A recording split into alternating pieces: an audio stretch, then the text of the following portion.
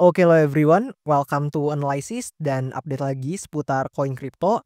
Dan di video kali ini saya mau sedikit quick update aja seputar perspektif saya terkait salah satu token yang teman-teman ternyata banyak banget request di kolom komen pada beberapa postingan video saya sebelumnya, yaitu token Zerebro teman-teman. Dan tentu sebelum itu disclaimer alert ya, bahwasannya video ini sama sekali tidak bermaksud buat mengajak teman-teman semua menjual ataupun membeli aset tertentu, dan juga sama sekali nggak bermaksud buat mempromosikan aset tertentu. So always do your own research teman-teman karena this is not financial advice. Nah, di sini saya akan coba untuk paparin juga beberapa data seputar Zerebro. Namun sebelum itu mungkin kita coba intip dulu kali ya dari segi kapitalisasi pasarnya kayak biasa. Jadi by market cap Zerebro ini udah menempati urutan ke-691 dan tentu data ini saya ambil dari coinmarketcap.com yang teman-teman semua juga bisa cek sendiri ya. Dan kalau kita coba pindah lagi ke price action-nya.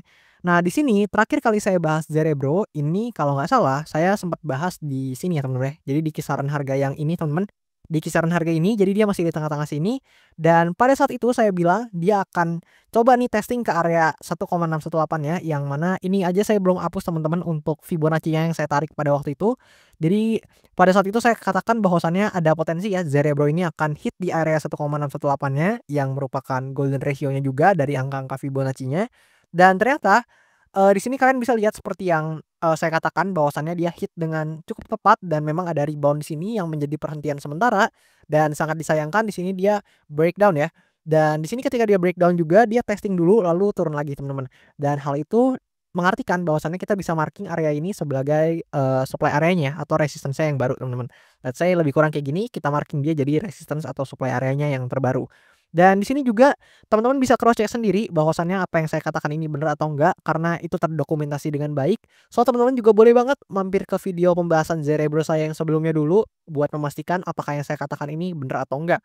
Dan juga buat teman-teman yang mungkin belum tahu nih Zerebro tuh apa sih dan sebagainya, teman-teman boleh cek aja ke video-video awal di mana saya bahas Zerebro ini.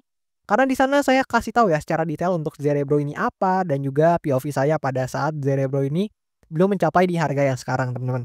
Dan setelah itu teman-teman boleh banget buat balik lagi ke video yang sekarang ini. Nah, di sini saya akan coba untuk kasih outlook atau perspektif saya seputar Zerebro di harga yang sekarang. Namun tentu sebelum itu ini bukan ajakan jual beli, jadi sangat diharapkan teman-teman tetap lakuin analisa mandiri dan tentunya ini bukan saran finansial ya sama sekali. Nah, yang pertama di sini adalah potensi ya bahwasannya Zerebro ini memang secara posibilitas dan secara probabilitas paling besar adalah Zerebro ini ada potensi buat mengalami koreksi lanjutan. Kenapa demikian? Ya jelas teman-teman, kalian bisa lihat di sini untuk marketnya atau struktur marketnya very bearish untuk Zerebro, jadi dia bearish banget teman-teman. Dan semenjak dia closing ya di bawah sini saya udah katakan bahwasannya Zerebro ini akan masuk ke fase bearishnya dan kalian bisa lihat ya memang turun terus bahkan dari area sini. Kalau kita coba ukur teman-teman, mungkin dari sini aja lah ya. Nah, kita ukur dari sini itu udah turun 80% lebih teman-teman, itu drawdown yang gila banget. Apalagi teman-teman yang mungkin beli di atas atau di sini teman-teman, itu mungkin akan kena drawdown yang lebih signifikan teman-teman. So, di sini kita akan coba lihat per harga sekarang Zerebro ada di kisaran angka atau harga 0,0329 US dollar per tokennya. Dan di sini Zerebro seperti yang tadi saya katakan baru aja melakukan breakdown and then dia testing dulu lalu turun lagi teman-teman. So ini adalah salah satu pola breakdown yang sangat lazim dijumpai ya. Jadi dia turun dulu breakdown dari area supportnya lalu dia berubah atau mengubah lebih tepatnya area support menjadi resistance and then setelah itu dia testing dulu nih kayak gini, dia testing dulu ke area resistance-nya dan lanjut turun lagi teman-teman. Nah, kemana untuk target pergerakannya? Mungkin di sini kita hapus dulu buat Fibonacci-nya dan di sini kita akan coba tarik lagi dengan menggunakan Fibonacci. Dimana kalau kita tarik dari sini ke atas sini, tapi di sini ya mungkin saya perlebar biar kalian bisa lebih mudah lihatnya. Nah, lebih kurang kayak gini dan kalau berdasarkan Fibonacci ini posibilitas pertama ada potensi Zerebro ini memang akan mendekati ke area 1,618 ya teman-teman, yang mana tergambar melalui Fibonacci ini. Dan di sini teman-teman juga bisa lihat bahwasannya untuk second targetnya di 2,618, tapi mungkin kita akan lebih lihat ke first targetnya dulu yaitu di area 1,618 sebagai salah satu perhentian yang mungkin akan dihit oleh Zerebro ini.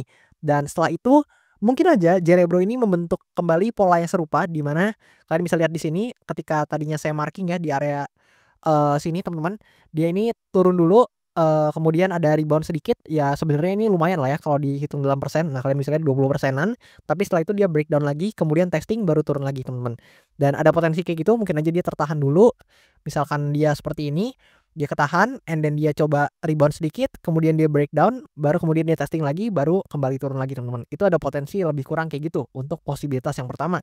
Dan di sini kita akan coba membuka kemungkinan untuk posibilitas kedua, di mana jika memang untuk Cerebro ini harus hit di area 1,618 ini atau golden ratio-nya, maka sebenarnya hal yang cukup positif jika Cerebro ini mau bertahan adalah at least dia coba konsolidasi dulu deh di area 1,618 ya, teman-teman. Yang mana jika hal tersebut terjadi, itu menandakan secara market atau secara pelaku pasar bahwasannya mereka memiliki ketertarikan untuk membeli Cerebro di area sekitaran sini, teman-teman. Dan tentu itu menjadi hal yang positif ya buat price action dari Cerebro ini.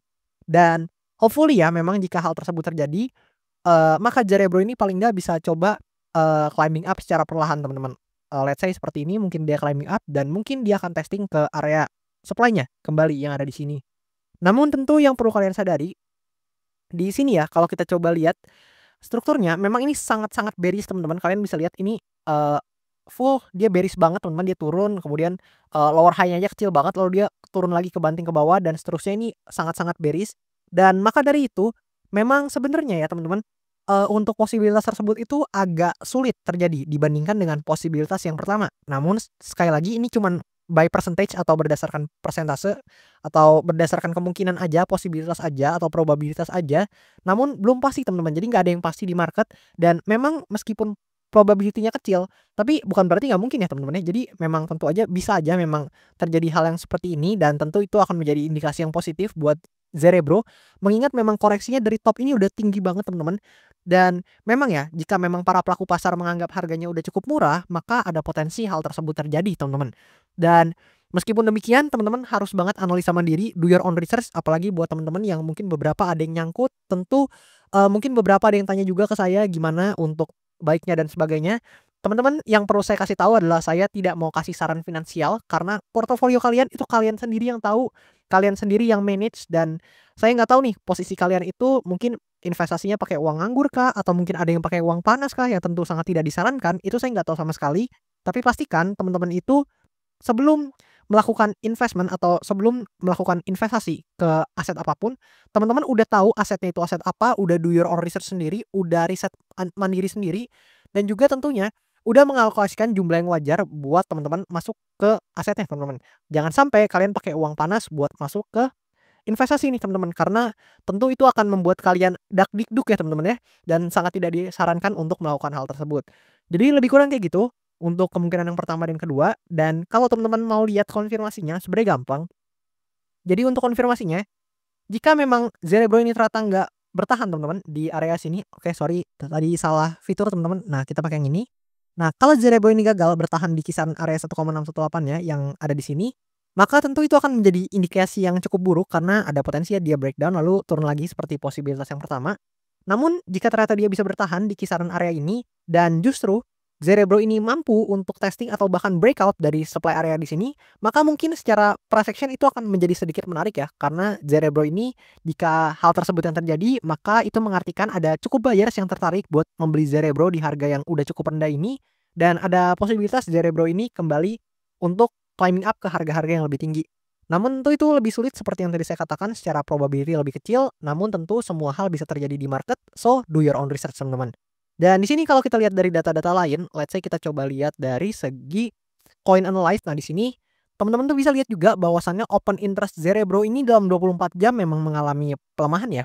Itu di angka 5,17% atau minus 5,17% lebih tepatnya. Di mana open interest ini melemah dalam 24 jam terakhir.